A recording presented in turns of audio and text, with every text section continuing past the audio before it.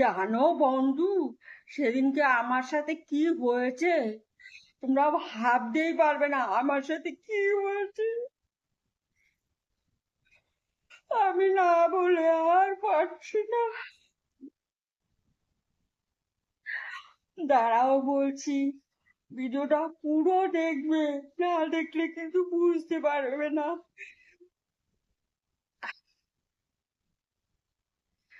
দেখি কেউ আবার শুনতে পায় কিনা।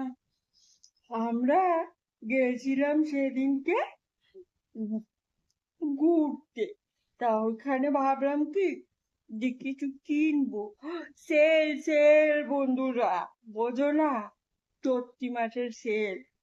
তো গেছি, তো ও যে আগমনী আগমনী শাড়ির ওইখানে গিয়ে একটা শাড়ি পছন্দ হলো। যা দাম বললো শুনে ছুটে চলে গেছি অন্য দোকানে। দেখি কি কান্ডমোড় থেকে এগিয়ে গিয়ে কিছু বাসন নিয়ে বসেছে। তা আমার মনে হলো যে দুটো বাসন নিয়ে যাই। আমার তো অত টাকা নেই, দুটো বাসন নিয়ে যাই, তাহলে রান্না বান্না করতে সুবিধা হবে। আর বাটি বুটি তো নাই কিছু আমার। তারপরে কিনে বাড়িতে ফেরার সময় দেখছি কি একটু খিদে খিদে লাগছে। আমি একা যাইনি, আমার সঙ্গে আমার বোনও ছিল। তারপর ভাবলাম কি, চ বনু, একটু বড় লোকরা বসে বসে ওইখানে কত কি খাচ্ছে, চ আমি আর তুই কিছু খাই।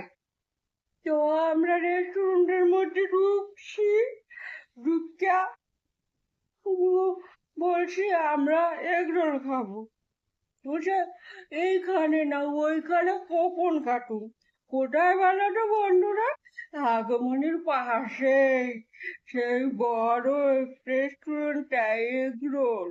তা আমি এগ রোলের অর্ডার দিয়ে চুপ করে বসে আছি। বসে থাকতে থাকতে বলে কি, কি ব্যাপার, আপনারা এখানে বসে আছেন? আমি বলছি, কেন বসবো না কেন? আমি তো এগ রোলের অর্ডার দিছি, আমি তো খাবো এগ রোল, এই জন্য তো বসে আছি। আরে না না, বেরোন বেরোন বেরোন। আর কেন বেরোবো? আর আপনি জানেন না কেন বেরোবেন? মানে বেরোতেই হবে আপনাকে। আমিও না সরবান্ডা, আমি তো না খেয়ে যাবো না। আমি তো টাকা দিয়েছি, 50 টাকা আর 50 টাকা, দুটো 50 টাকা। দুই বোন ছিলাম, খাবো বলে। এবার বাসন কোসন টেবিলের উপরে রেখে জমিয়ে বসেছি, খাবো। তা আমাকে বের করে দিচ্ছে। তারপরে বললাম, কেন বের করবেন আমাকে? বলছে, আরে আপনার এগ রোল, এগ রোল খাবেন তো? আপনার এগ রোল খেতে গেলে ওই ফুটপাতে দাঁড়িয়ে খেতে হবে। তখন বুঝে গেলাম